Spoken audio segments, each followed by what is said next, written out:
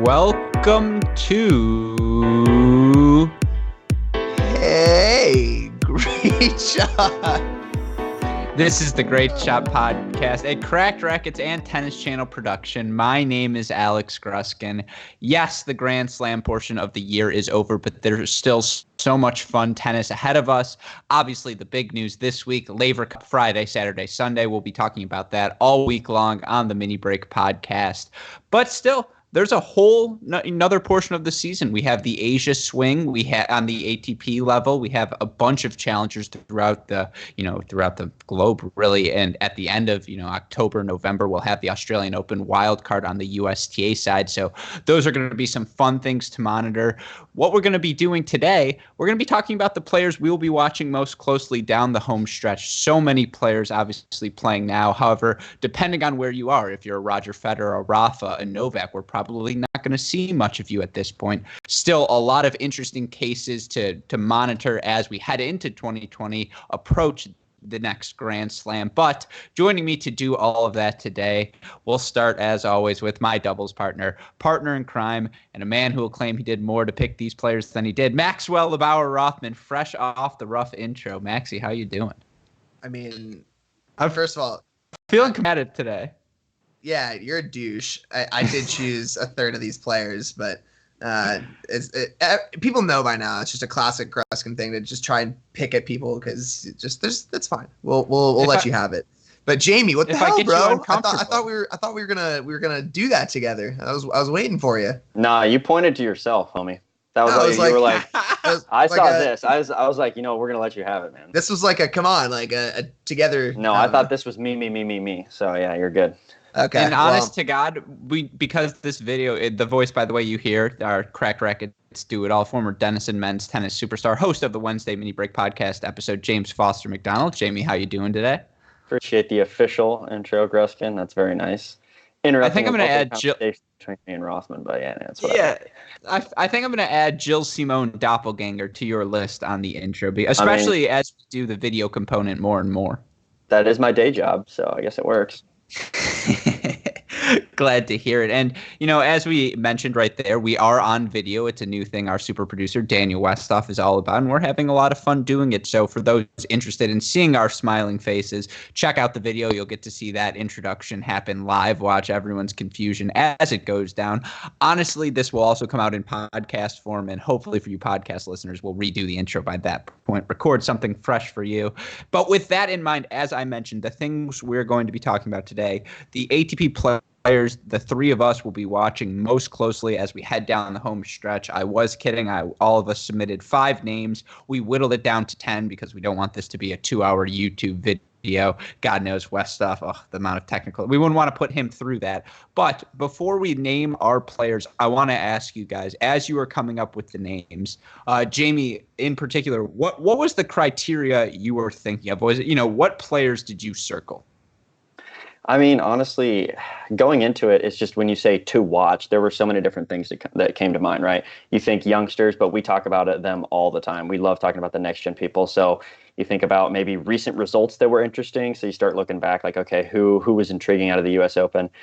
Ultimately, what I've done and what you'll see from the guys I'm going to talk most about, sort of the coming back, a little bit more veteran. All 3 of my guys actually former number 3 in the world. So sort of the either coming back from injury or something else. Can they that was kind of my criteria going in. Rothman, same question to you. Was it Federer, Nadal, Djokovic, as we mentioned, those are the superstars, but at this portion of the year, when you're not playing for Grand Slams, it's less and less likely that you're going to see them. With that in mind, what were you looking for as you came up with this list? Well, yeah, I mean, to be honest, when similar to Jamie, when you said that, I was just thinking, okay, if I had to pick, like, top of my head, the first 5 people that come to mind, who am I excited to watch these next couple of weeks, whether it's the fact that they're young and they've been playing well, or, they've, similar to Jamie, they, have had some injuries and they're coming back. How are they at this time last year? That was something that I looked at too, especially as I was doing some research for this. Are they going to have to defend a lot of points? Were they successful at this point last year? And that has some sort of indication as to how they do with their body and their physicality late in the season. So I did a little bit of that. You'll see with my 4 players. There's a couple young guys, and we got one Actually, they're all young, but one who's kind of returning. So we'll get to them in a little bit. Glad you mentioned defending points, because for a lot of players, this really is a very viable portion of their season. They need to accumulate points. You talk about the different segments. For young players or guys still fighting in the challenger circuit, it's can they get themselves in that 100 to 110 range to try and guarantee direct entry into the Australian Open. For others, another segment of young guys, it may be futures to challengers. It may be, this draw in St. Petersburg, Russia really doesn't have that many great players. Maybe I can sneak my way into a main draw berth despite being ranked in the 120s. All of these players, because again, it's an 11th month season, maybe even 11 and a half month season in tennis, they're going to have ample opportunities to play, because as we mentioned, if you're Dominic Thiem or Roger Federer, Rafa Nadal, Novak Djokovic, what do you have to prove at this point? You don't want to wear down, especially Federer, Nadal. I feel like if I didn't see Nadal at all for the rest of the season, it wouldn't shock me. So we're not going to focus on those players. We still do have some very intriguing names. A lot of people I think you listeners are going to enjoy. But with that in mind, let's get into the list. And the player I want to start with is a player that, all three of us agreed this is someone to watch down the home stretch. Yoshihito Nishioka, who right now singles ranking number 58. He comes into this portion of the year 15 and 15 overall. But I think, when we were talking about this beforehand, this is a guy who at various events this year, most particularly when healthy, he showed, especially on a hard court, that he's a top 50 Masters level player. He gets into the Masters. But Yoshi, thank you for coming on the Cracked 1000 in Live. Cincy. Thompson in 3 sets, beats worn down, but still beats Nishikori, then beats Dimonauer to get to the quarterfinals at the Western Southern Open. Earlier in the year in Indian Wells, a similar type run for him. You look at what he's able to do there, beats Dennis Kudla, beats RBA, beats FAA 7-6 in the third, before ultimately retiring to Miomir Kosmanovic in the round of 16. Again, and Rothman, I introduced you first, so I don't feel bad going to Jamie with the first question again. For Yoshi, there's obviously the cultural component, right? It's really cool for him to get to play at home at the Asian hard court swing. But the key word for me, hard courts, right? It feels like this is the surface that he's going to be best on throughout his career. So why not make your move now? I think that's fair. And look, the stuff that we saw out of him from Cincy, so exciting on a hard court, right? I mean, you're coming up against someone like a Dimonauer and you can beat him, who is just incredibly established on a hard court now at this point. I mean, that's excitement in and of itself right there. Like he was throwing us some phenomenal results. You listed off some of them, but I think the coolest part of this too, right, culturally, like he was able to beat Nishikori in that round of 32 match in Cincinnati. That was incredibly interesting. And so he's making a name for himself. It's getting bigger and bigger. And, as we go into the Asian swing, I think he's absolutely somebody you got to keep your eye on. Rothman, you mentioned the research you did. I feel like for Yoshi, because he's finally healthy, this is really the first time we're going to hopefully see him play an extended fall period of tennis. Yeah, I mean, you hope so, right? I mean, last year he played a lot of challengers at this time. In the later years, he played a challenger in Japan. He played a challenger in Australia, 2 of them actually. And so, first of all, it just goes to show that the fact that he's ranked 59 in the world at this point of the year is pretty astounding. That he's able to put himself in a position to be able to play the Masters towards the end of the year. And of course his run at Cincy, beating Nishikori, beating Dimonauer, beating Thompson, all those guys, really shows how confident he is on the hard court. And I think people really don't give him enough credit for his ground strokes. I think people think, he's a grinder, he's small, he's going to get to a lot of balls, which he does. But his forehand whips. I mean, he whips that thing, and it is, a weapon on the court. So on the hard court, especially in Asia where it might be a little bit hotter, it might get a little more pop on it. And we'll see if he can take that success and carry it through the Asian swing. He just moves the ball so well. It's just so impressive. Every skill in the book, you think he's going to go inside out with the forehand. No, he's going to go inside in. He's just going to keep you off balance. And again, a big thing we'll be circling this entire podcast, points on the line. What do you have to defend? And no, he didn't play at the ATP level. But as you mentioned, Rothman, he had a ton of success at the end of last year. Wins a challenger in China at the end of September. Finals won in Australia in October. Semifinals again in October. And then semifinals again in November.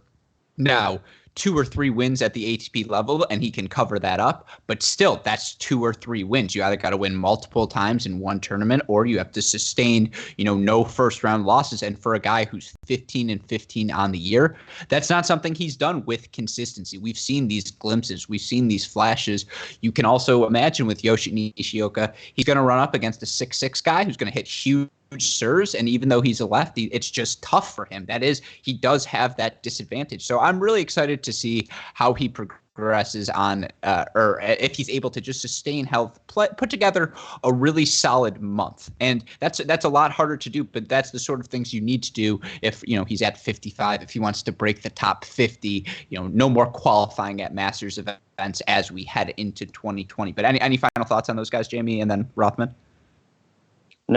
No, honestly, I think Nishioka is going to be really exciting to watch. Like you said, I think there's just so much potential, right? Like, yeah, it sucks. He could have a really tough matchup against some dude who's just bombing the ball. But, hey, maybe that makes it even more exciting, right? Because he knows how to scramble, but then he also knows how to turn the offense on. Yeah, I mean, look, he's the reason that we put him number one is that he's had a lot of success late in this year. And I think we're all excited to watch him play. But Gruskin, unless you have anything, if you don't mind me taking us into our next player.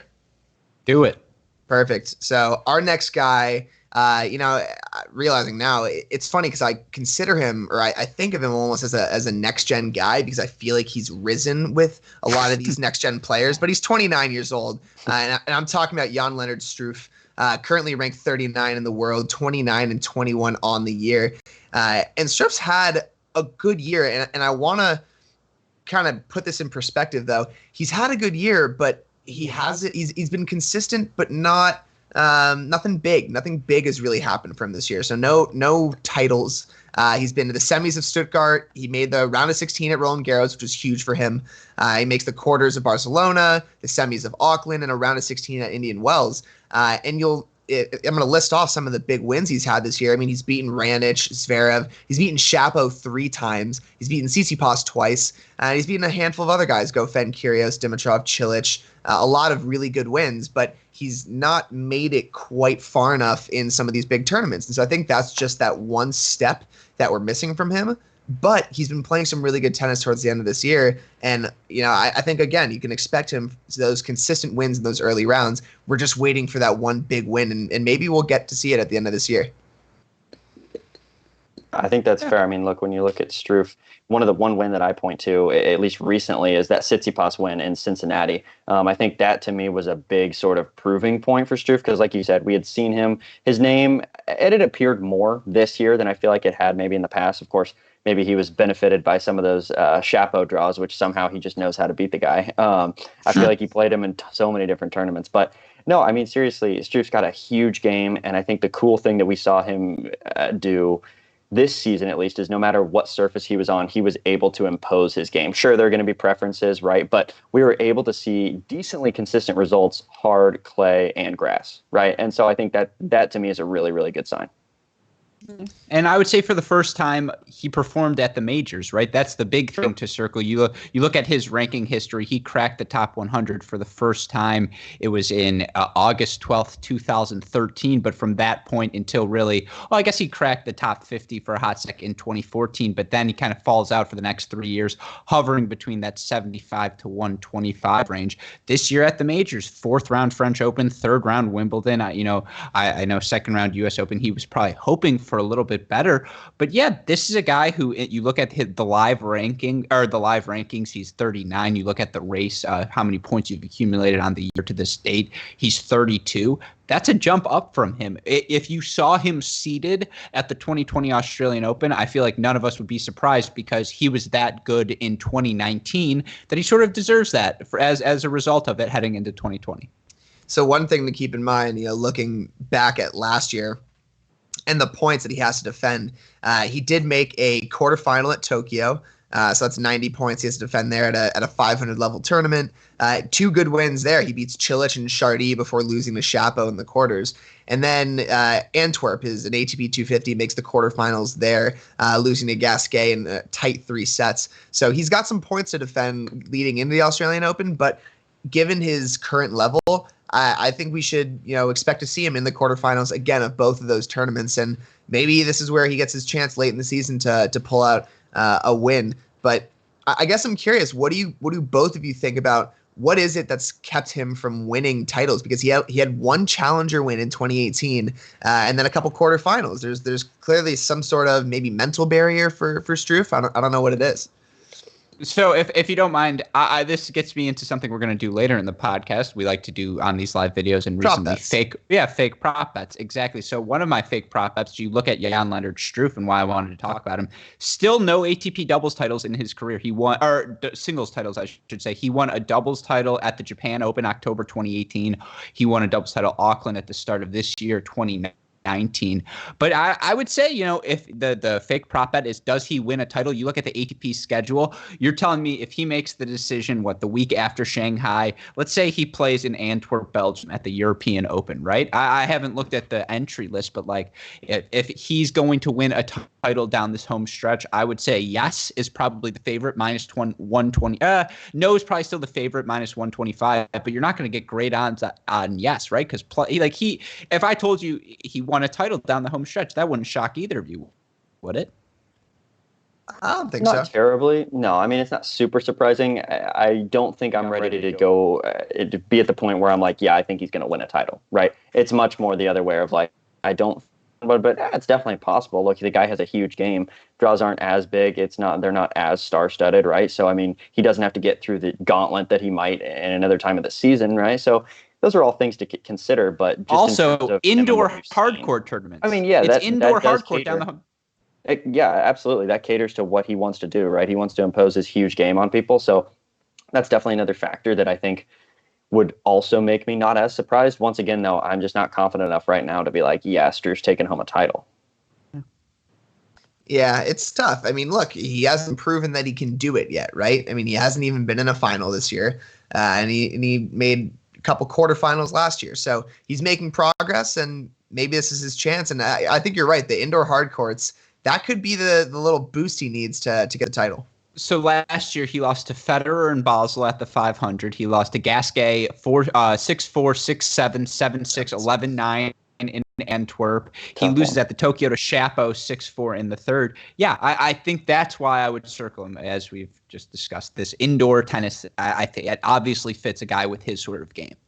Definitely. Yeah, absolutely. Well, a dude who does have a huge game, not quite as big in stature, Rothman, I'm going to go ahead and take us into our next one. That is the man, Stanislas Wawrinka. Currently 19 in the world, 27-17 on the year. Again, in that 2019 titles club at the moment. One of my three guys today who has a career high of number 3 in the world. And, just to keep it fresh in everybody's mind, quarterfinals of the U.S. Open. So I think what's so interesting to me about Stan is, he has this knee surgery, right? In 2017, it's set him back.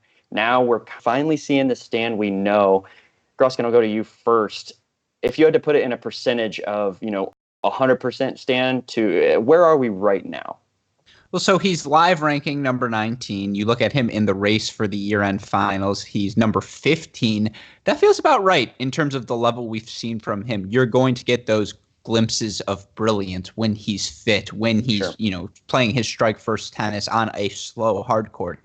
He's not 6'6", but you have to imagine indoor tennis for him. That's going to be really fun to watch. His career statistics, his results towards the end of the year. 2 quarterfinals in Shanghai before a semifinal and a quarterfinal at the Paris Masters.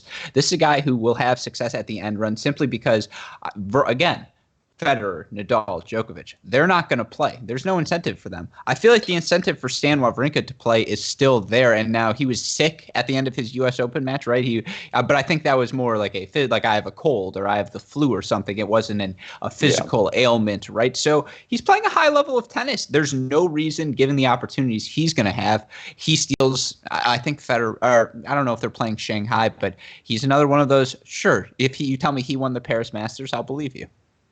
Yeah, no, I think that's fair. Rothman, what do you think?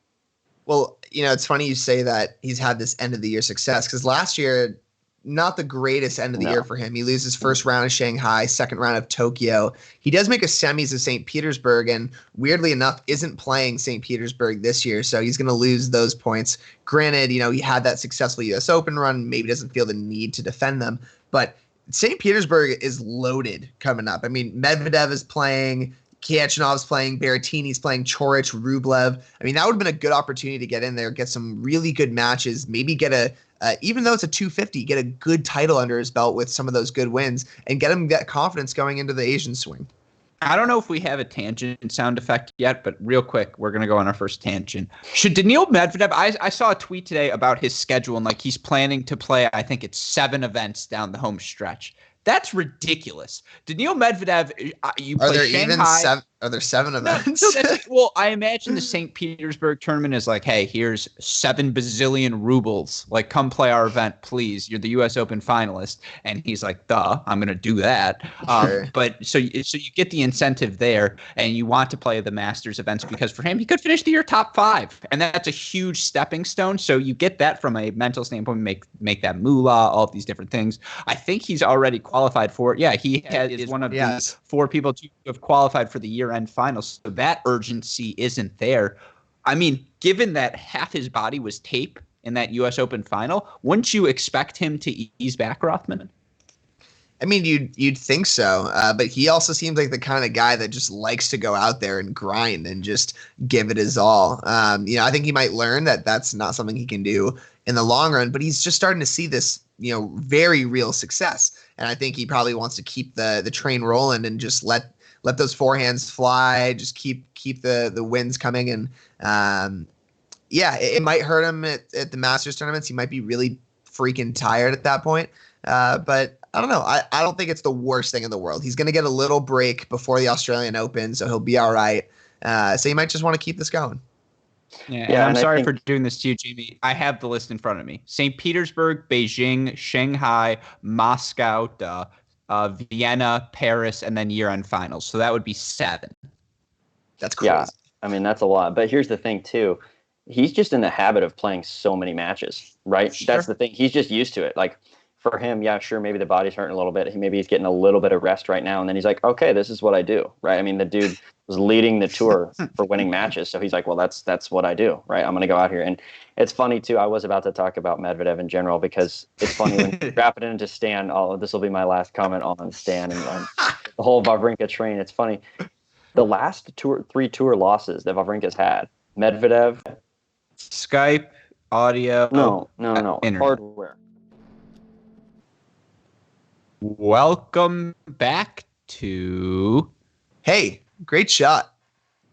So sorry about the technical difficulties we just had, but we're going to jump right back into it. We were talking about our player Wawrinka, went into a tangent on Medvedev, and so we're back on Medvedev. Just the last thing we want to mention on him, or that I thought was interesting, 50 and 17 on the year, right? That's 67 That's 67 matches. He has 7 tournaments left, right? Let's say average plays 3 matches a tournament. I think that's a fair 2.5, 3 matches a tournament. That's another 20 matches. He's 7 matches this year.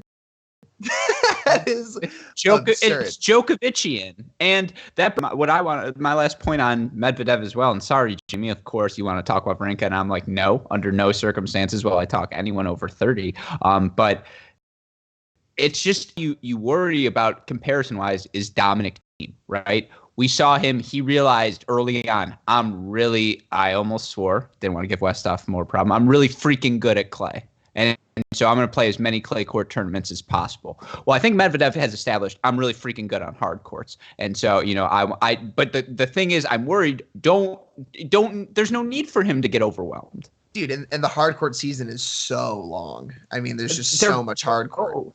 And like your knees, it's like my knees hurt and I'm not a pro. Daniil Medvedev is going to end up with no cartilage. He'll have Rafa's knees. Not in shape. Your coworkers think you're a pro, so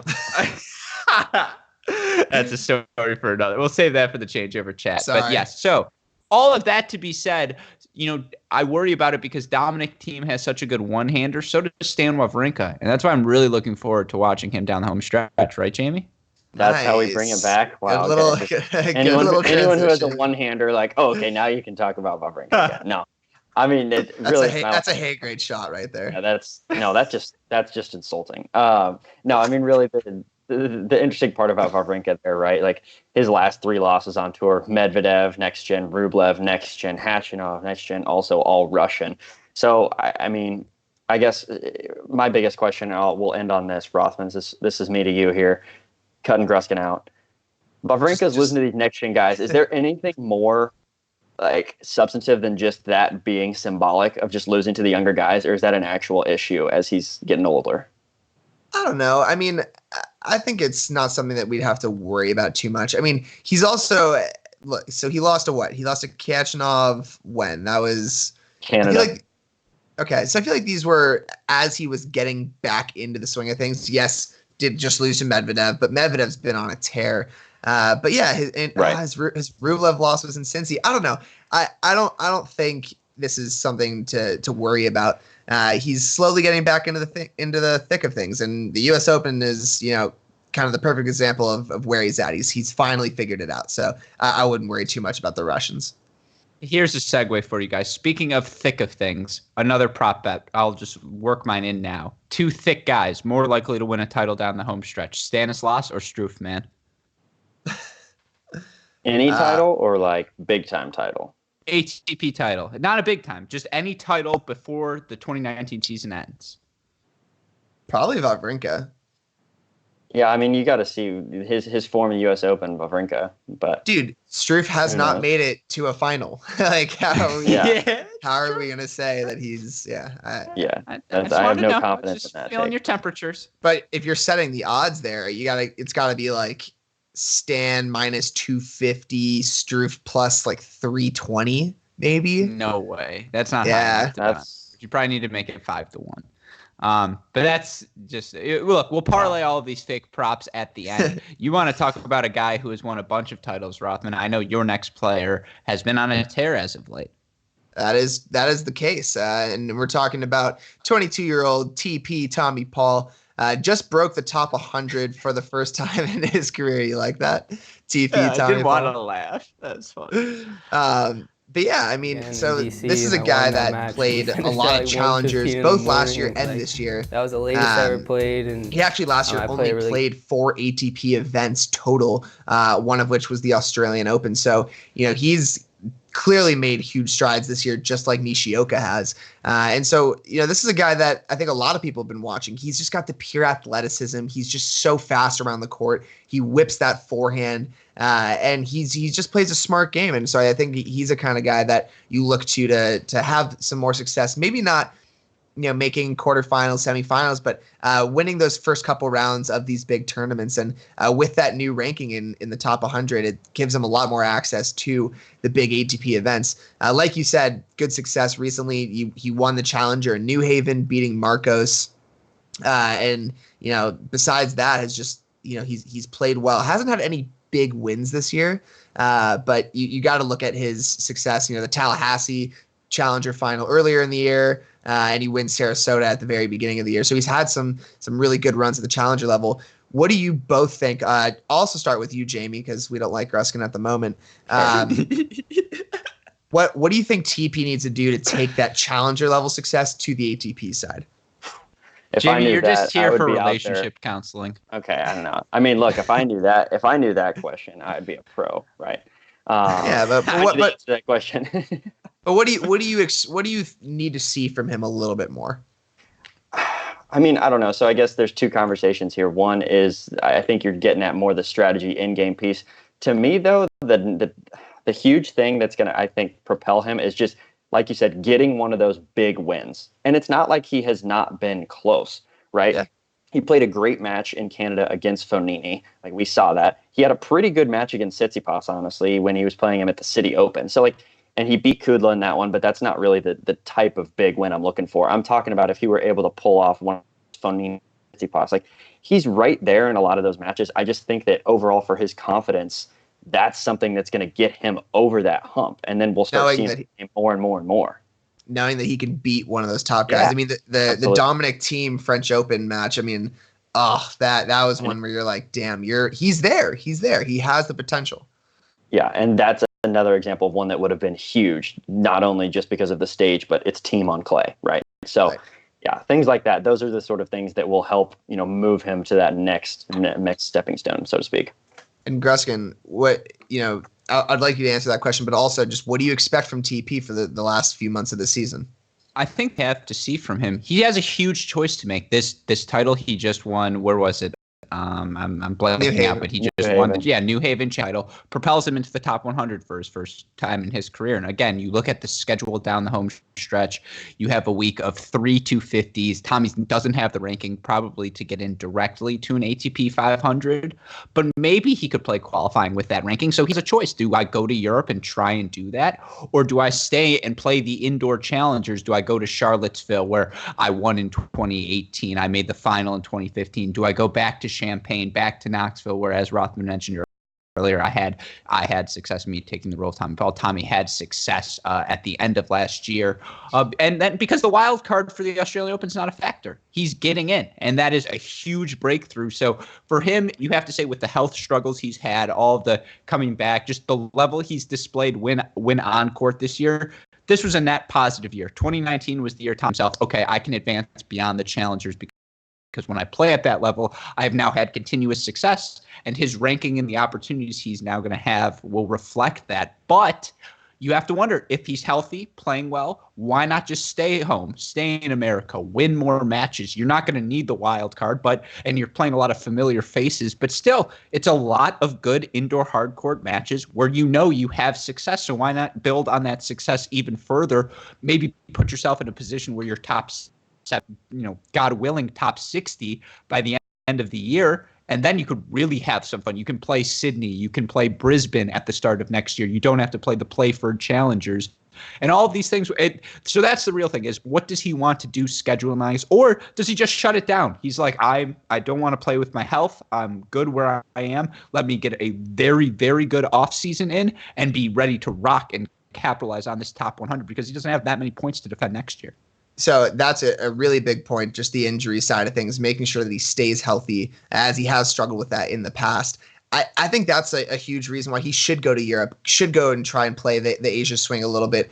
He's had the success on the challenger level. We've seen a lot of guys, do that, say, great, I did it. Now let's try and take that onto the ATP level. And I think that's what he should be trying to do. Carry some of that momentum, some of that, just the confidence that he's got, and move over to the higher levels. And I think he'll be fine. And if he can get a win or two, at least he's not pushing his body too much.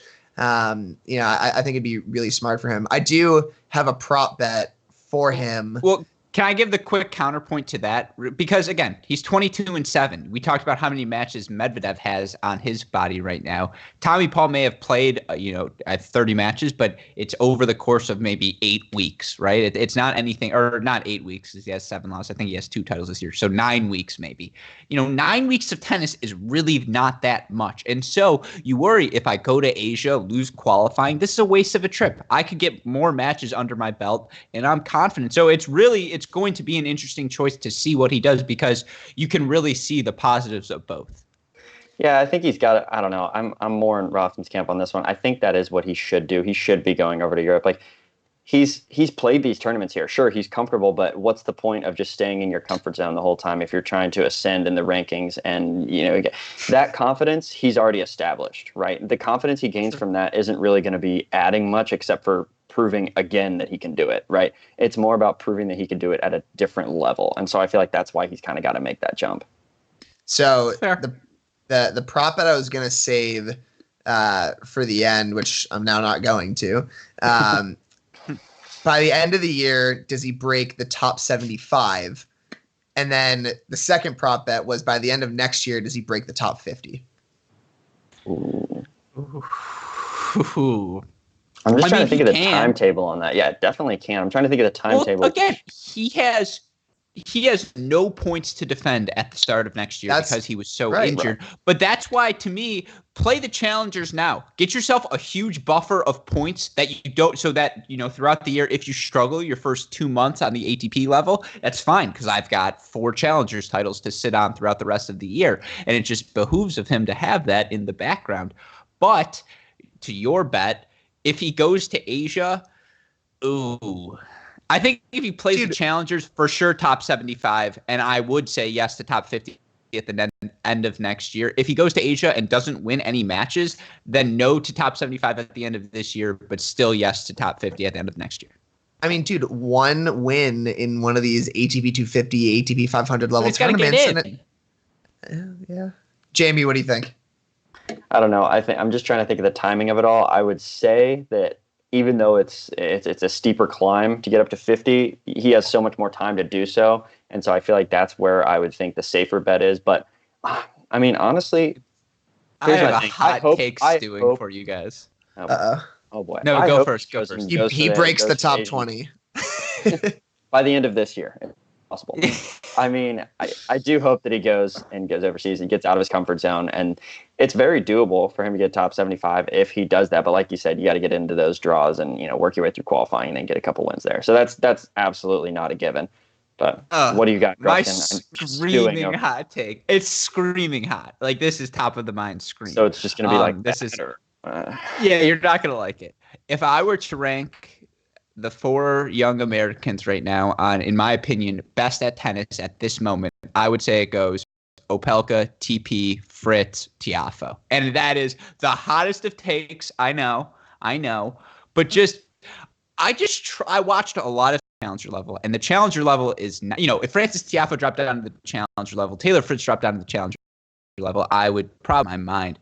But he's just so solid, and he has so many weapons, and he's so athletic, and it's just like all of the skills, all of the other people do a bunch of Opelka, monster power, Fritz, monster power from both the ground and the serve, Tiafoe just so attacks you in so many different ways.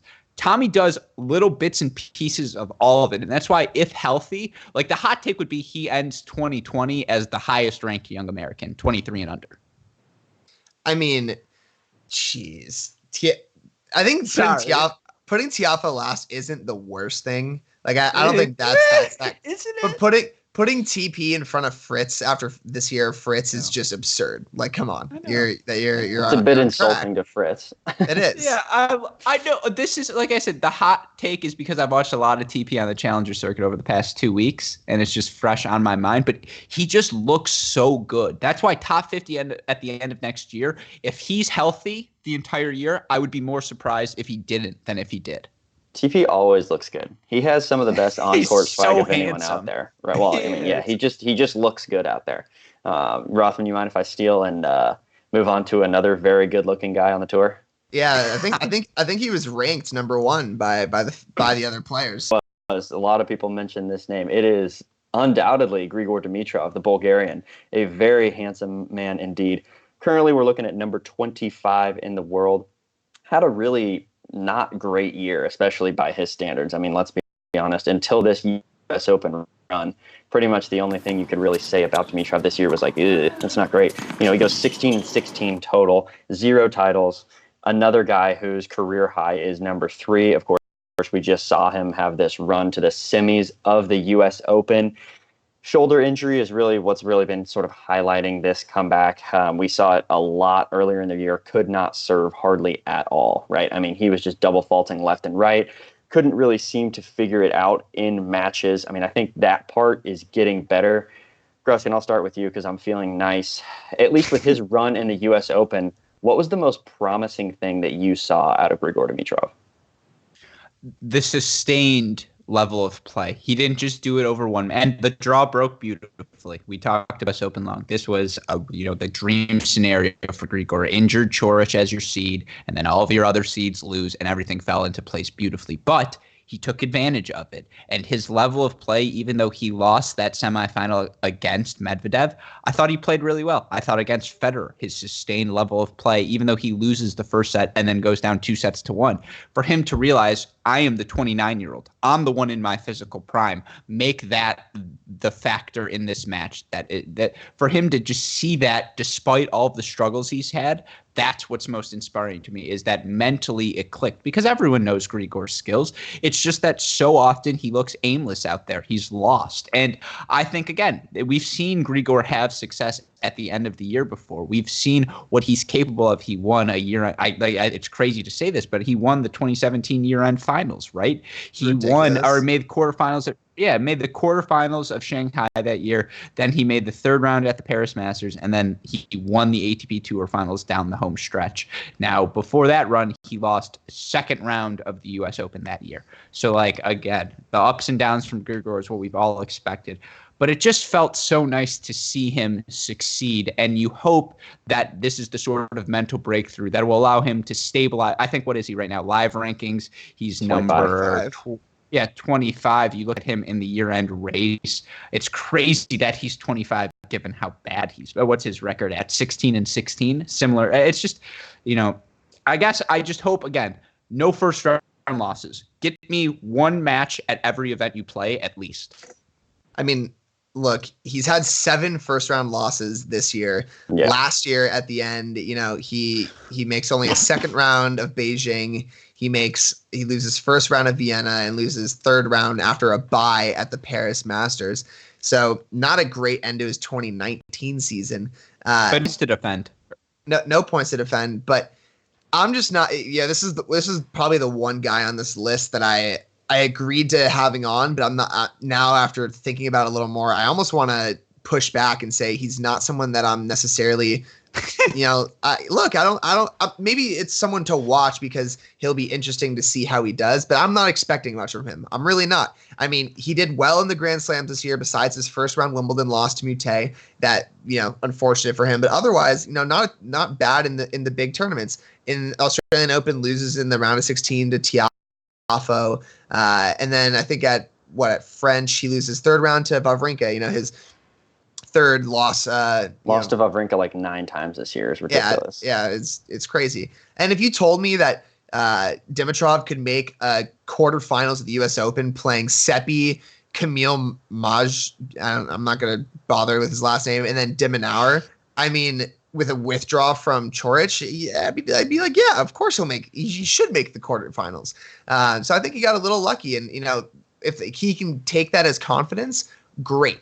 But I'm honestly not I'm going to expect it, maybe a first round loss or two from him, in the next few months.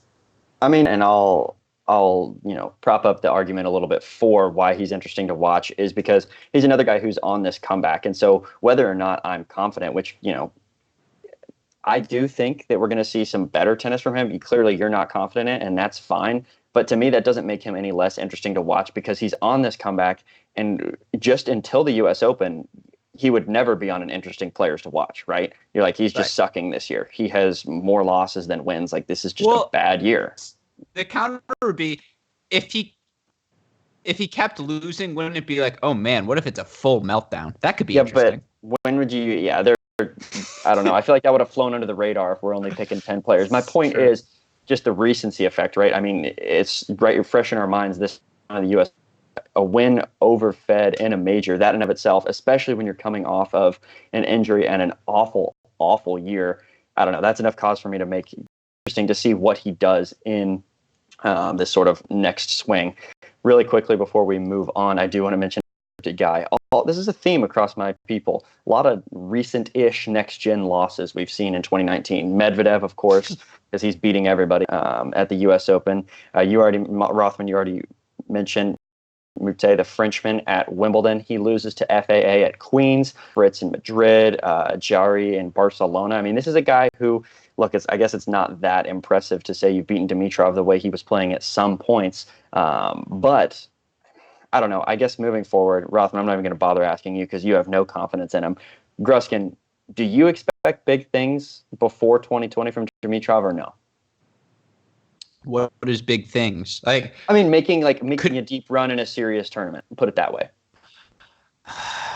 I hope so. I don't know, because again, we haven't seen him play 2 times in a row in so long. We haven't seen him play 2 good tournaments in a row in over 12 months. Like, we just really haven't. When you go 15-15 or 16-16, whatever it is, over the stretch of the year, 7 first-round losses, it's indicative of the sort of the lack of success we've had. And so it's tough. But again, you could throw Dimitrov right up there with Wawrinka and Struff, man. Like, I really believe all of them could win titles because they've all shown that level recently, and I really don't think the top guys are going to be going to the 250 event in wherever in Antwerp or wherever it is that year, and so or in Sweden or in I guess Moscow. Everyone's going to Moscow, but it's just it sure. Yes, to me, a win is secure your place in the top 20. End the year top 20. That's only 5 ranking spots away. It's very obtainable. You don't have any points to defend. Do it. That's fair. That's absolutely fair, especially and something that should be doable for a dude who's been number 3 in the world. We're talking about getting back to top 20. Still not even 30. Come on. Physically, you're fine. The shoulder's back. He's good. Gruskin, you leading us into our next one? I know who you want to talk about. About him. We've talked a lot of names, and a lot of them listeners of this podcast should be very well aware of. And you guys, if you listened to us before, sometimes they get mad. Jamie and Max think my ideas are a Tiafo take, but this is a guy I have circled because, as we mentioned at the onset, what are you looking for down the home stretch? You're looking for a young player to make a breakthrough. I think that's on the top of all of our minds. And so, and then be a guy who's making a rankings jump, as we mentioned, to qualify for the Australian Open, putting himself in a position to do very well at the start of next year. Well, the young Spaniard, Alejandro Davidovich Fokina, has put himself in a position to do just that. And as we started recording, he was playing his final challenger level against the fellow young Spaniard, Jaume Munar. He ends up beating him today to get a challenger title, his first ever of his career, which is obviously a breakthrough moment. You look at him and the live rankings now, this will raise him up to number 108. You look at him right now in the race at the year, number 97 on the year. So in terms of points accumulated this season, he has been a top 100 player, and I don't think anyone at the start of the year would have said that about the young Spaniard, who obviously has had the majority of his success on clay. And you look at the past 2 weeks, from Geneva Challenger on clay, he was up as Lorenzo Sonego 4-0 in the third set breaker before losing that. Have that sort of experience, and actually he made the semifinals and to go set, lose 4-0 in a third set breaker and lose, and then to win a challenger title the next week, to put yourself on the precipice of the top 100. I don't care if it's on clay. I don't care if that's what you're playing all of your matches on. That is a breakthrough. And so I guess my question to you guys, why I have him on this list, we've litigated this before, Rothman, but does it matter to you that all of this success for him has come on clay? Yes and no. So I think there's one way to look at it, which is if he can beat someone on clay and get, the just confidence. But it's true. It just is so important to the mentality of a tennis player. If you can go out there and beat some top guys on a surface that you're comfortable with, you can go on to the other surfaces and kind of carry that. And so I think that, that you can look at it that way. But there's also the side that says, if you're consistently winning on clay, it's such a different style of game. Longer points, it's a little bit slower, and on the fast hard courts, I mean, that's about as drastic of a difference as you can get. And so if you're only finding a way to win, on a slower surface like the clay, makes me nervous about any of the hard court season, which is such a big part of the season. So some hard court tournaments coming up here in the next few months, but it does make me a little bit nervous. Yeah, and I think that's fair. When you get into this, it's always interesting, right? But this is a guy who, I guess it's kind of interesting when you look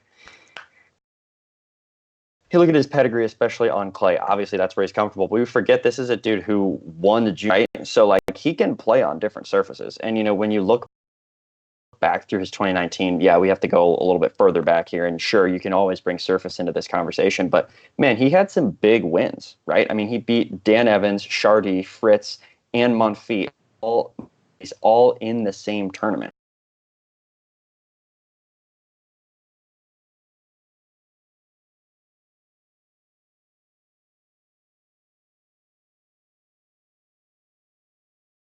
Recent results definitely speak for itself. He makes, like Gruskin said, he made a final in Geneva. He makes a semifinal in Mallorca, a few weeks ago. Before that, we just have to hope that he can translate that onto the hard court. And like you said, he wins a junior Wimbledon, and the progress he's made this year compared to last year is just, drastic.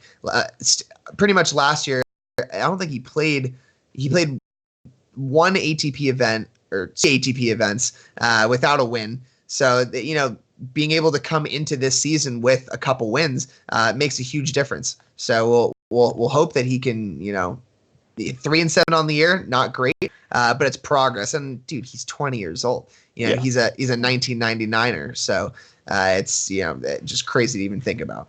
I think you throw the 6 wins he got this week, and he's 27-15 in total on the year. Given how many of those matches have come at the challenger level, that's so impressive. But yeah, I was another talking fun thing. Strictly, no, I know. Talking about tour. Yeah, typical you, ignoring the results that build you to an ATP result, ignoring the little guy. But you look Gruskin, at the race how's your to challenger tour been this year? Yeah, it's been a challenge. Let me tell you. I was about to throw someone under the bus, but I'm not. All of my interviews are great. I was about to make a challenger interview comparison, but I'm not going to say who the person I was going to compare the challenger circuit to interview-wise. But my thought for you guys, Davidovich Fokina, you mentioned his age. Let's take a look at the Race to Milan standings, because we haven't done this in a while, and this is going to be something to monitor down the home stretch. He's going to be in it, that's for sure. So I'm glad you said that right now. I'm gonna name the list, and I'll ask you if you think they're going to play or not. Just say yes or no. Number 1 right now, Stefanos Tsitsipas, yes or no? No. Jamie? No. No. FAA, who has never played this event, I believe. Yes or no? No. Maybe. Dude, he doesn't even want to play Laver. He doesn't even want to play Laver Cup. Dude, money. I promise you Milan will make these guys are here. Yeah, he doesn't want to get his behind whooped on Team World. Yeah, and I get it, and I think Tsitsipas is definitely no. Like, he went there, he did it. FAA is a little bit different story. FAA, granted, look, he's the second one in this race, but he is 19 as well. And so I don't know if that's even a factor at this point when he's done what he's done, but I don't think it's out of the question for FAA to play this one. Also, I don't think the money's a factor. He's made $1.3 million this year. I don't think he's too concerned about the money. Well, first of all, that's on the record, but what's even better than 1.3? Do you remember last year when we talked about all of how much money you win for winning a single round, how much you get if you win your group? Do it. He's not old enough to where he can be picky about those things. Is he going to say no to money? Yeah, that's what I'm saying. Right. Yeah, I hear you. I'm not saying. Plus, he's never had the experience. It's not like he's scraping for cash. I'm just saying, hey, you got this chance, and look, what a great way to prove himself too. I don't know. 2017 winner Hyun Chung, a 2018 semifinalist at the Australian Open. 2018 winner, I believe, was Tsitsipas, right? He makes the semifinals at the Australian Open the next year. FAA, you are textbook for that sort of transition from next-gen champion to semifinalist at the Australian Open. So yeah, I don't know about that trend.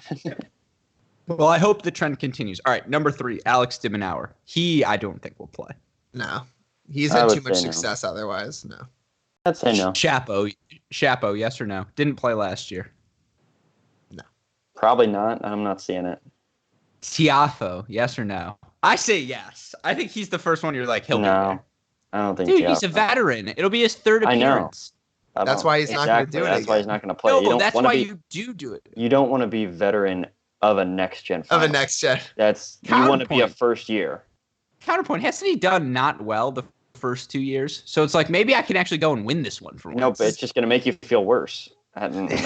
No. Yeah, he either has to go in there and whoop some ass, or he has to go, and otherwise he goes in and loses and just feels terrible about himself. Yeah. Not sure if that swears, but sorry for the swear word. Yes, I'm just saying. I think we're still live. So yeah, yeah, that's fair. All right, now again, Casper Ruud. We got to do this quicker. Yes or no? Yes. Yes. Kuzmanovic, yes or no? Yeah. Why not? All right, fine. Humbert, yes or no? Sure. Maybe Moutet, not. yes or no?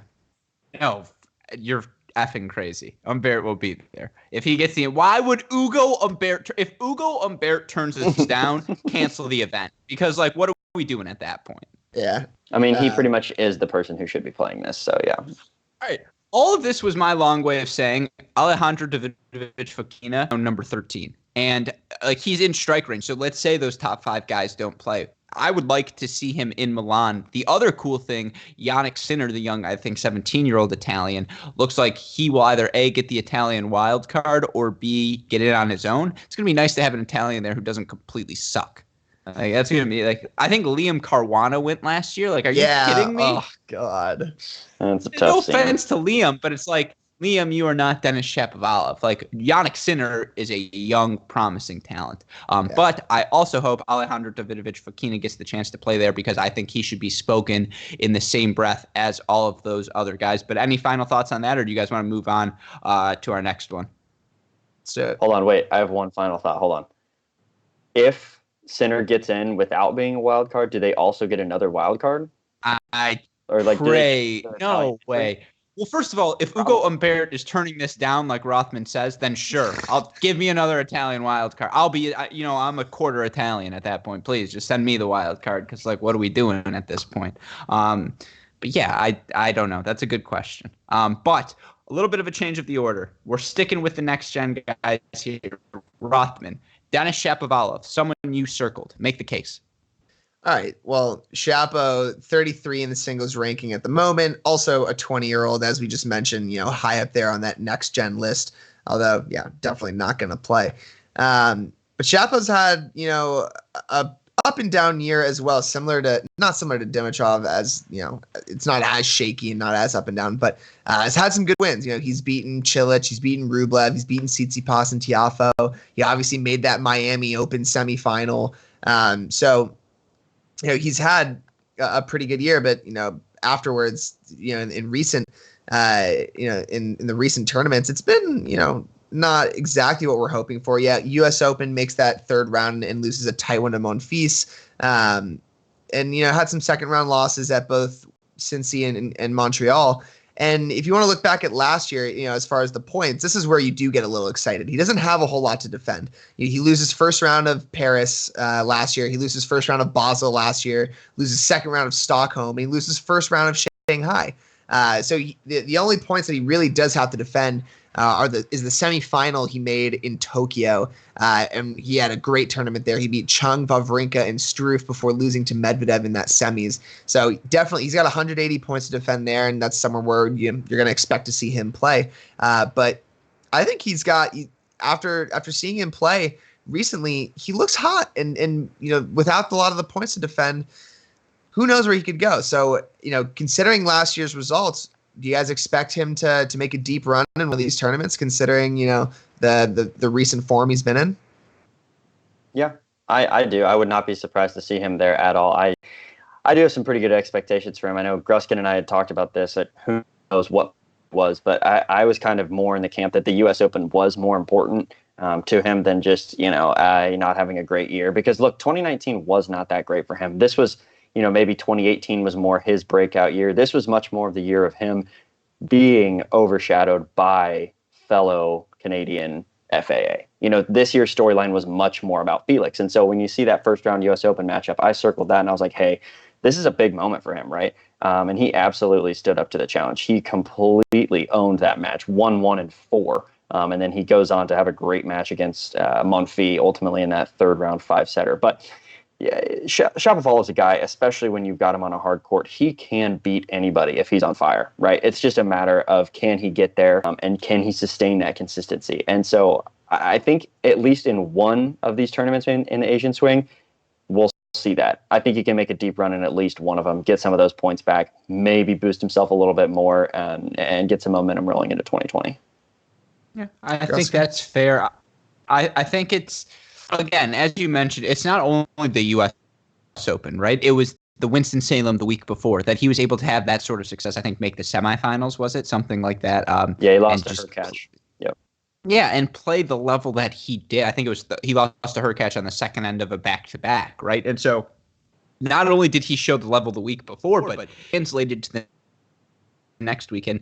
You don't want to overblow a new coaching relationship, but Mikhail Yuzny coming into his box, there's something seems to be working. They found early magic. And so just to get the chance to see, was it real? Those first 2 weeks, was it just, the honeymoon phase where everything's working and Dennis happens to play well? Or is this not a new Dennis Shapovalov because he's 19 years old. He hasn't been around long enough to be new, but is this a rejuvenated Dennis Shapovalov? Is this a Dennis Shapovalov who's finally feeling comfortable on the court again?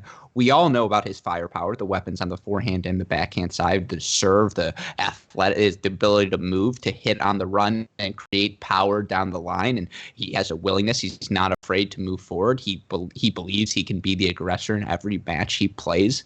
But that mental attitude, it hasn't translated on the court this year. So this is a guy who, given the lack of success that he's had, that he's managed to stay, what is he right now, in the top 30-ish range? He's right around number 33 in terms of the live ranks. You look for the ATP race. He's number 34 on the year. That feels like a steal, given how just sparingly he's been playing well throughout the year. So now he's got the chance to prove it. Now he's got the chance again. Solidify yourself like Struff in that top 32. Guarantee yourself a seed at the Australian Open, because Denis Shapovalov, when playing well, he doesn't want to draw a Gael Monfils before the fourth round of the Australian Open if he doesn't have to.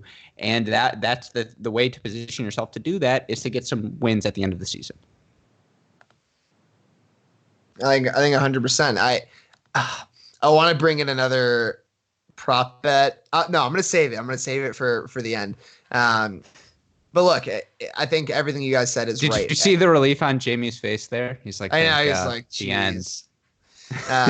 Yeah, I do want us to get into like I guess we're gonna do what, 2 more players, however many more we're gonna do. I do want to move into those, and I think we said a lot about Shapo, but just be on the lookout for this guy. He's the kind of guy that can get hot. Does he have a chance? The Masters at the end of Paris or Shanghai? I don't know. Maybe he comes out hot, and we don't get one of these top guys who really feels like, pushing all the way through another Masters event. We've seen it happen at the end. I mean, Jack Sock won Paris. Like that shouldn't ever happen. So you never know. Keep your eye out for him. Let's see if he can get hot. Yeah, I agree with that. I think we only have one player left to go. That, of course, another young player, relatively young. I feel like in terms of a career, he's been around for a while, but he still is only 22 years old. Our last player we're going to talk about, Borna Coric, who obviously is coming off of an incredibly disappointing performance at the U.S. Open. Now he was number 12. He has been coming off, but he's been fighting injuries since Wimbledon on and off the court.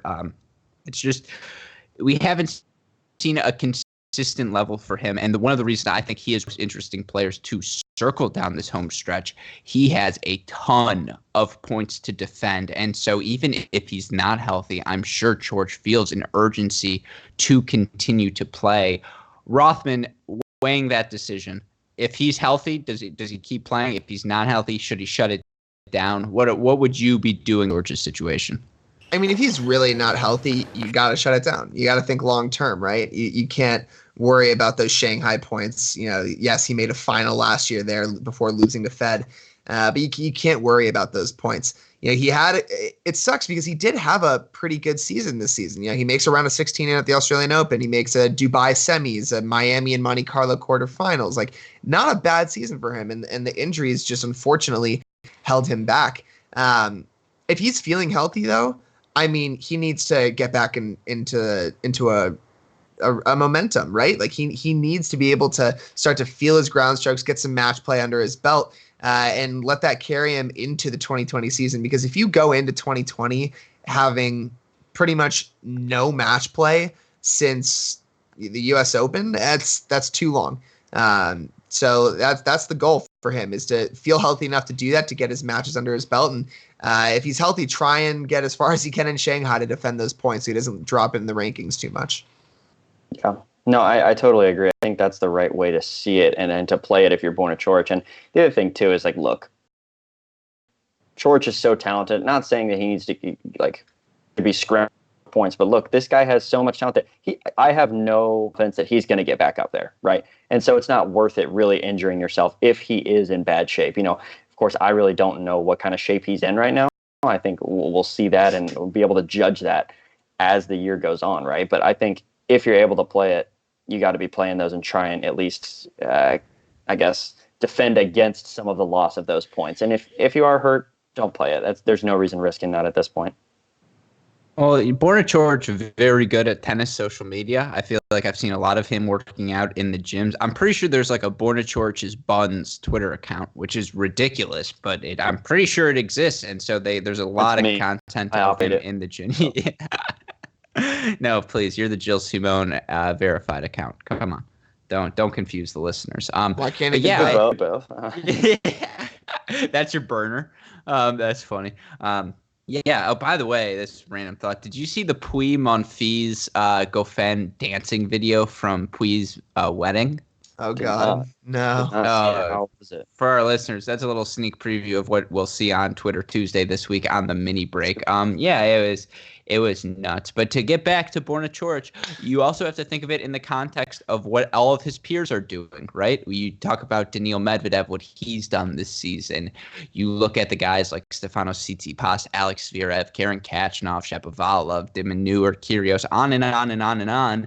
A lot of those guys have had successful 2 weeks, and you wonder, is this the point of the year where Coric, he's had some success throughout the year, but last year this was where he really had his breakthrough. He was one of the few guys who was fit enough at the end of the year to give Federer a run, to make a finals of a Shanghai, or I may have butchered that, but to make these sort of deep runs at these Asian hardcourt events. And that he's not going to have this swing when hard court's his best surface, that's a concern. I'm sure he planned this part of the year as, I'm going to defend my points. This is where I'm going to thrive again. So it's unfortunate that he's not, hopefully he gets that opportunity, I should say. It's unfortunate he's not coming in at his healthiest. But with that being said, any final thoughts on Borna Coric from you guys? Well, I guess just one question for both of you. Does he win a Masters in 2020? Oh. Well, you're really asking me is, do I think Nadal, Djokovic, and Federer are going to have the same level of success that they did at Indian Wells in Miami this year? And my answer is yes. No, they're not. So, I mean, I can't do this. I get too emotional because I want the young guys to win. I mean, I'm not biased. I want them to win so badly that I'm fine to say yes. Like, I think he's shown the skills to do it, but it's tough. It's really, really hard to win a Masters. It is. Also, my thing is, if you're just making about this young guys versus those top three, is Coric your number one young guy to win one? I think Medvedev has kind of proved that that's not the case. No, of course. I feel like, I mean, Medvedev, didn't he win one? Yeah, Medvedev already won one. But do I think Coric could put together a run like Medvedev has? Yes. Possible. It's possible, but if I'm betting on it, and I know I'm not, Gruskin, I'm not like you. I'm not just making the call so that if by some ridiculous chance it happens later, you can point to it and ignore the ridiculous takes you've made for the rest of the year. But no, do you know someone on Twitter... Someone on Twitter was like, do you remember episode 66 when you said Medvedev wasn't as good as these other guys? And I was like, no. I was like, no, I don't remember that at all. No, I only remember saying that I think he's going to be the best. And 360 podcasts wild. Across 3 platforms. Yeah, don't tell me. Yeah, of course I don't remember that. I don't know. But you talked about gambling. That is the perfect transition for our final segment. It is a segment we have not done in long enough time. But if I could, Jamie Rothman, could I get a drum roll, please? It's time for this week's Changeover Chat. The Changeover Chat. Oh, that was beautiful. I get a tingle down my spine every time. All right. We said fake prop bets down the home stretch. I've given a couple of mine. Rothman's given a couple of his. Jamie, do you have any prop bets for us? I mean, what do I just have to throw some together in terms of like, do I think some dude's going to make a run just to appease you? I mean, no. I mean, if you're, what do you want, Rothman? I was gonna say I can start us off if you want. If you want me to give you one. Yeah, go for it. All right. Does a non-big three win the year-end London ATP event this year? Good freaking question. And I'm setting the odds at the big three minus 300, and the field. Yeah, the answer is no, right? Yeah. Sorry. Yeah. Yes, I mean, yes. Minus 300. Sorry, I'm just writing this down so that I can work my parlays. Yeah, and then the field is like plus 420. Purposefully 420. Kidding. I get the full field for 420. Yeah. Well, here's the thing. I'm really assuming Nadal's not playing. Like, I know that's a lot to think, but like, if you're Rafa, that defeats the whole thing. It's the big three. No, that doesn't. I'm talking about the big three. So if Rafa doesn't play, if Djokovic is still injured, it comes down to a bet of, do I think Roger Federer will win it? And my answer to that would be no. So I think the better bet would be the field, because you have those odds. Although at that point, Medvedev might be playing on crutches. So like, if not Medvedev, who? Those odds are assuming all three are playing. Odds change if only Federer is playing. That's according to the book of Rothman. It is. All right, I'll keep that in mind. Jamie, what's up? What do we think? Gruskin gave his half answer. Yeah, it's a nice half answer. I mean, didn't I take the field? I took the field. Honestly, with 6 conditions. I didn't know there were no conditions. I'm telling you what I'm thinking. That was my thought process. Federer will be the only guy of whatever. Honestly, see, I don't know if I'm in that camp. So if I'm going big three, I think I'm resting on Nadal right now because he's hungry. I feel like he's going to be hungry to win one. That's one of the weird things he's never won. Why has he never won it? I don't know. Oh, I didn't think about that. Good point. Yeah, so it's like because he's always freaking exhausted at the end of the year. I know, yeah, right. But it's like you figure this many years he would have won one, right? But he still hasn't. So I think that's one thing. I think your argument for the field at this point is look, Federer and Djokovic haven't been that great, at least in the last tournament we've seen. So like maybe let me throw I don't know. And Federer's been fine in 2 out of 3 sets indoors. I mean, if I'm but also, but who else is going to be in the field? Like it literally here right now are the top 8 players: Nadal, Djokovic, Federer, Medvedev, Team Tsitsipas, RBA, Kei Nishikori. So let's say one of them doesn't. Let's say the number 9 guy right now, Matteo Berrettini. Number 10 guy right now, Alex Zverev. 11, David Goffin. It's like, I don't. If that's the field, now that I'm looking at it, I don't know how you don't pick Federer. Right. Like, take the big three. Take the Rothman, I think minus 300. Actually, I'm taking the big three and that minus 300 and sticking it in a parlay. All right. All right. With that in mind, let's get to a goofy one. Since we haven't talked about him yet, and it's a cracked racket must. Does Nick Kyrgios get suspended at some point down the home stretch? Yes. Plus 250. No. Even odd. Yeah. Yes, I'll take that. He might do something really stupid at Laver Cup. It's hard to, well, I don't know about it. If it happens, I don't think it's at Laver Cup. I feel like it's somewhere else. But I feel like it would be weird to say no at this point, just given what we from him. Like loose cannon, you never know what's going to happen. I think you got to go yes on that one. He's going to get suspended for something. He's been fined so much this year. He's going to keep that train rolling. It's the end of the year. He's probably going to the tournament. He's going to be cranky. Yeah, he's cranky. Yeah, absolutely. Absolutely. Yeah. I think. All right. I would also. Yeah, very possible. Speaking of, actually, save all Laver Cup related prop bets for later in the week because we'll do a full Laver Cup segment. That was. All right. Yeah. No, save it for the week. That's a Wednesday episode's must. All right. My next one. Can I give you one Laver Cup thing or no? We can tease. We can give him a little taste. All right, we'll give him one. So, you guys know how the scoring is? You want me to give you a refresher or no? Give our listeners a refresher. All right. Here we go. Each match win. So it just depends on day. So if it's on Friday, you get a point. If it's on Saturday, you get 2 points. 3 points on Sunday. It's all about the first team to reach 13 points out of that total 24 that are available. If it's tied at 12 all, Then there's a 5th match on Sunday, and then that determines the winner. Okay, great. So your total is 24 points available. Now, that is if it's 12-12 between Team World and Europe. Do we think that's going to be that even? Probably not. But here's where, well, what? What are you going to say? It's day 1 matches are worth 1, day 2 are worth 2, day 3 are worth 3? Yep. Okay. Yep, and then you're going really what I'm looking at here is the available 24, because the 24 is just predicated off of if it's a 12 and 12, which we haven't seen it be that even of a split. I don't know. It could be. But given what we know, say if you got to draw a line somewhere, I'm giving you, let's say, 20.5 points. Are you taking the over or the under? For Team World or Europe? No, total. 20.5 points, because 24 is total available.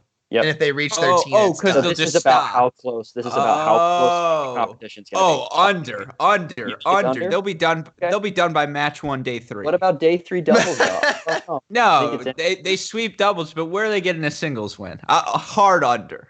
Okay.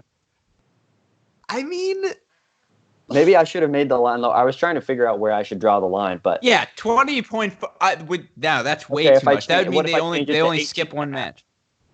You're telling me Kyrgios can't pull out a singles dub day 2 against one of them? No, okay, I'll change it. We'll just go ahead and change it for this conversation. Say that line's now drawn at 18.5.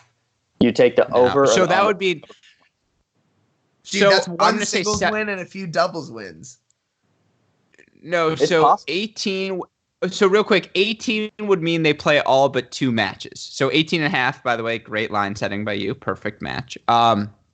Do I think it'll be? It really depends on the order of operations. If they play doubles first on Sunday, then Team World's got a shot to make it to the next match. If they don't, then 18.5 is perfect, and you take the under. So pending schedule, I will take the under.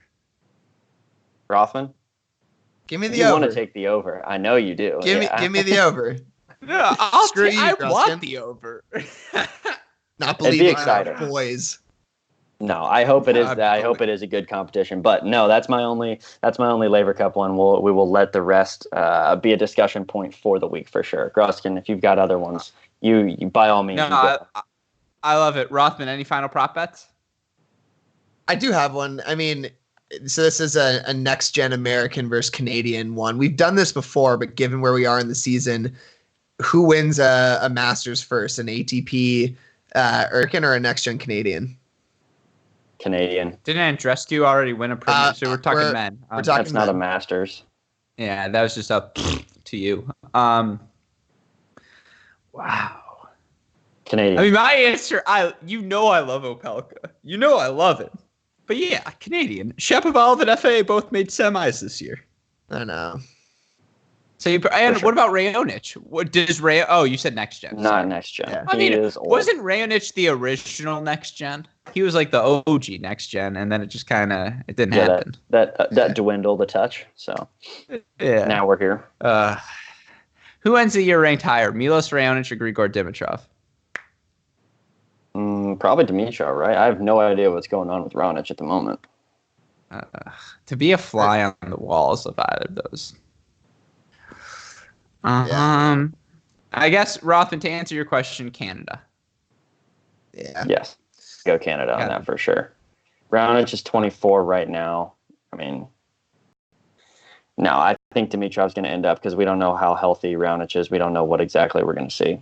I think you got to go with Dimitrov. Raonic also has almost no points to defend except for Tokyo. So,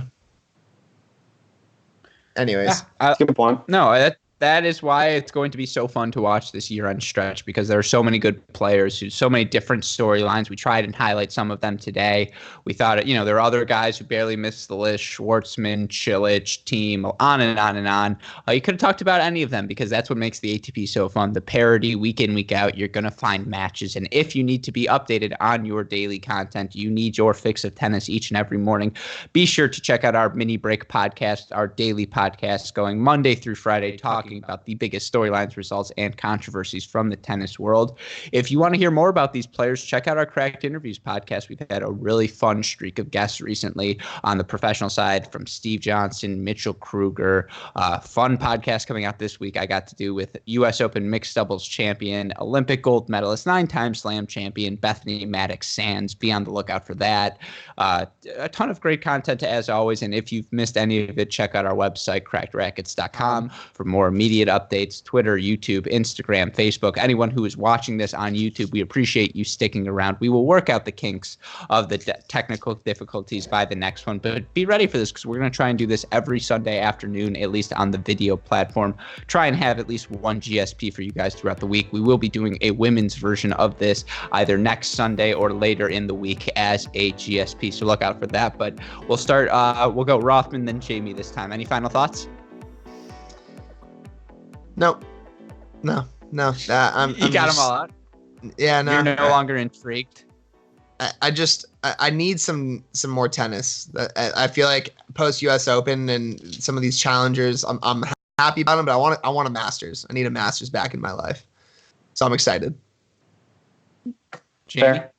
That's fair. My only last thing is that you snub me on Cilic. Maybe he's a little boring, but I'm still interested in him. That's all I'll say. Wawrinka, Dimitrov, Cilic all came from the same person. I'll leave it for you listeners to guess who. But with that being said, to some of those, don't even get out of here. Get out of here. Look, Nishioka. I'll tell you this: Davidovich Fokina came from one also. I'm sure you listeners can guess who that was. But with all of that being said, a huge shout out as always to the super producers, Max Fliegner, Daniel Westhoff. Westhoff, we love you. Hundreds of thousands of dollars, you know that by now. But for our super producers, Max Fliegner and Daniel Westhoff, and from my co-host, James Foster McDonald and Maxwell Lebauer Rothman, and from our entire teams at both the Cracked Rackets and Tennis Channel podcast networks, I'm your host, Alex Gruskin. Jamie and Max, what do we tell our listeners? Hey, great shot. I love it. And we will see you all next week. Thanks, everyone.